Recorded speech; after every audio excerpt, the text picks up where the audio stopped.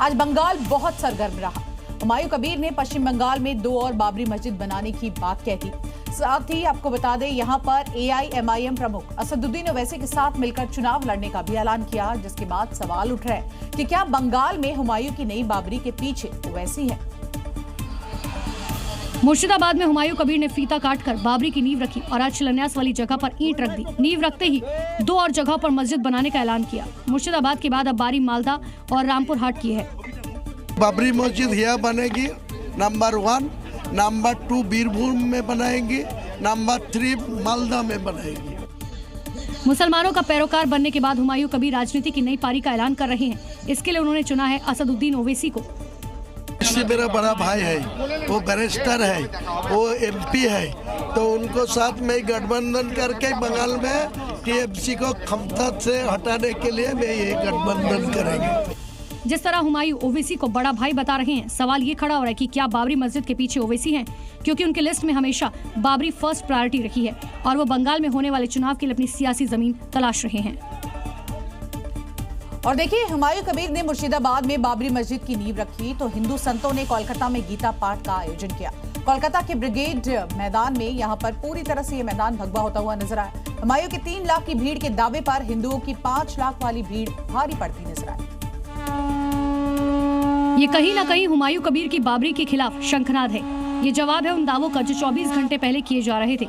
मुर्शिदाबाद में बाबरी मस्जिद की नींव रखी गई तो आज साधु संतों ने कोलकाता में गीता पाठ का आयोजन किया।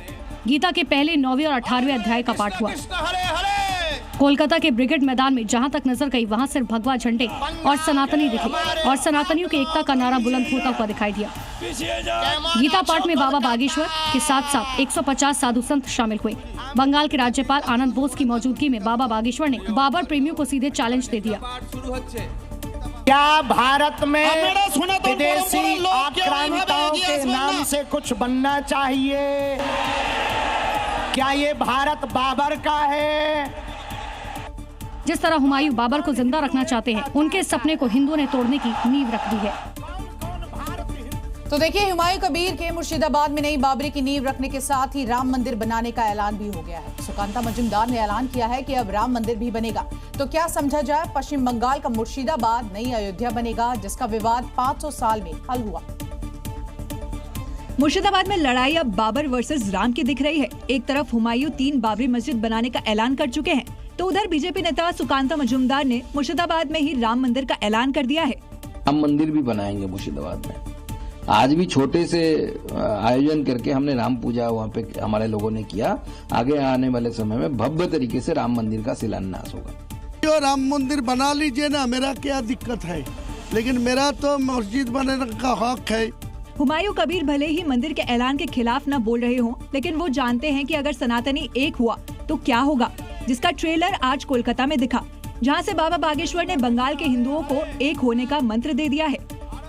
फिर से बंगाल आएंगे, बहुत जल्दी बंगाल में कथा करने आ रहे हैं। अयोध्या का विवाद तो सुलझ गया है, लेकिन नया विवाद मुर्शिदाबाद में खड़ा होता दिख रहा है। हुमायूं कबीर जिस मस्जिद को बनाने के लिए इतनी मेहनत कर रहे हैं, उसे बाबरी ही नाम क्यों दिया गया? इसके पीछे वजह मानी जा रही है वो मुस्लिम वोट, जिसे वो टारगेट कर रहे हैं, जिससे उनका हिडन एजेंडा मिशन विधानसभा चुनाव 2027 पूरा हो सके। हुमायूं कबीर अब किसी पार्टी में नहीं, लेकिन उनके जहन में पार्टी जरूर चल रही है, क्योंकि वो बाबरी के नाम पर जिस मुस्लिम वोट को टारगेट करना चाहते हैं, ये मस्जिद के निर्माण वाली सियासत तीर वहीं जाकर लगा है।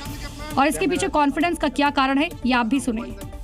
चुनाव में उतरेगी तो मैं 30%, 32% चुनाव में वोट मिलेगी तो मैं 90 सीट से 60 से 70 सीट में चुनाव जीत जाएगी। मैं दिखा देगी।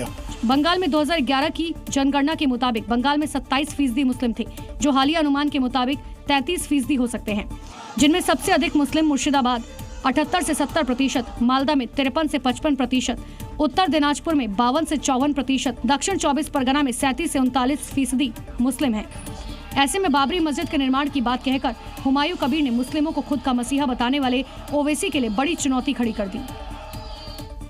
अयोध्या हुई हमारी और अब मथुरा की बारी। इस नारे के साथ आज उत्तर प्रदेश के मथुरा में कथावाचक देवकी नंदन ठाकुर ने शौर्य यात्रा का शुभारंभ किया और ये संदेश भी दे दिया कि ये यात्रा समाज को विरासत और अपनी परंपराओं को समझाने के लिए बेहद जरूरी है। मथुरा की गलियों में शौर्य यात्रा की गूंज सुनाई दे रही है। हाथ में तिरंगा और केसरिया झंडा था। सैकड़ों की तादाद में लोग इस यात्रा में शामिल हुए। इस यात्रा के दौरान शहर भर में लगाए गए बड़े पोस्टरों में भगवान श्री कृष्ण और भगवान विष्णु के शौर्य रूप को दिखाया गया, जिससे लोगों में धार्मिक जोश और सनातन के प्रति जागरूकता बढ़ाई जा सके।